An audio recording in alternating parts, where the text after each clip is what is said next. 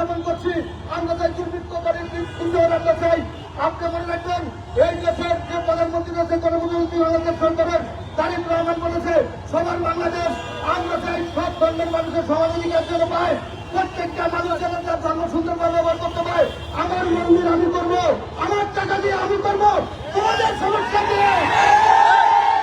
আপনারা মনে রাখবেন, স্বাধীনতার পরে বিভিন্ন সরকারি জায়গায় বিভিন্ন কিছু হয়েছে।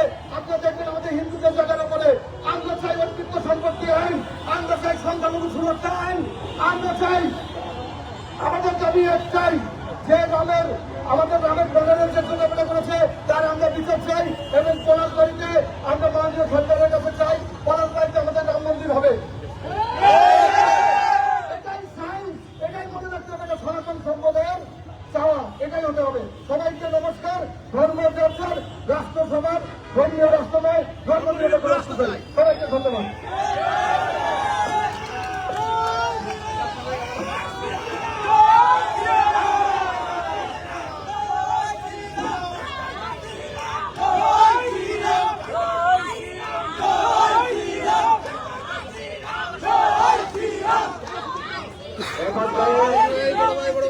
আমাদের মাঝে বক্তব্য রাখবেন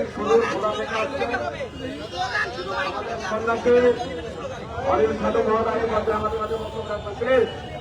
আমরা সবাই তো সুশৃঙ্খল ভাবে দাঁড়াই, সবাই দাঁড়ায়, সোজা হয়ে দাঁড়াই।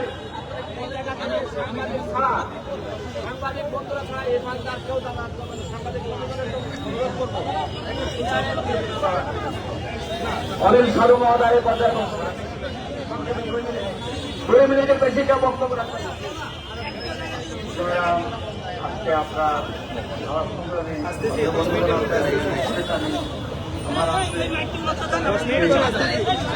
আজকে আমাদের প্রতিবাদ সভায় যারা দূর দূরান্ত থেকে আসছেন, আমি কৃতজ্ঞতা স্বীকার করছি।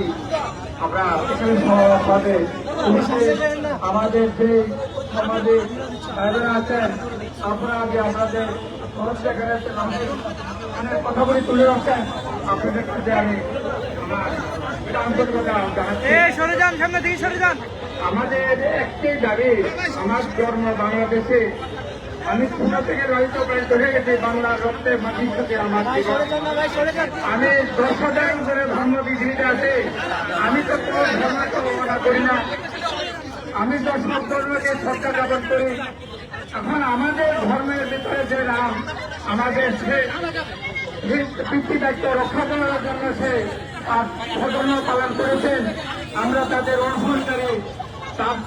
এবং সেখানে যে ধরনের অপ্রীতিকর ঘটনা ঘটেছেন সেটা মানে নেওয়ার মতো নয়।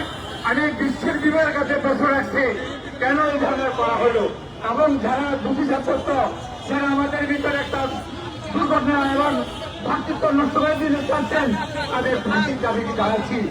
সরকার সে নিরপেক্ষ, আমরা রাষ্ট্রীয় পর্যায়ে সেটা পাওয়ার সেটা আমাদের দিতে হবে, সেটা মৌলিক অধিকার আমাদের। আমাদের সনাতনী যারা আছেন তারা তো মানুষ, তারা তো কোনো অন্যায় করেন না, কারো মাথায় বাইরেন না, কারো তো সম্পদ করতে নিয়ে আসেন না, তারা সতে আছেন, তারা ছিল সতে, এখনো সতে। আমরা সতে যাচ্ছি না, আমরা এই জন্য অত্যন্তের প্রতিবাদ জানিয়েছি আপনাদের মাধ্যমে। সারা বিশ্ব বিবেকের জন্য সারা আছে। আমি এই বয়সে অবসর আরোগী, আজকে আমি আপনাদের সম্মুখে আমি প্রতিবাদ করতে এসেছি। আমার এটি আমার বক্তব্য, বিশ্ববিদ্যালয়ের কাছে আমার এটাই অনুরোধ, আমরা একটা ভবিষ্যৎ চাই।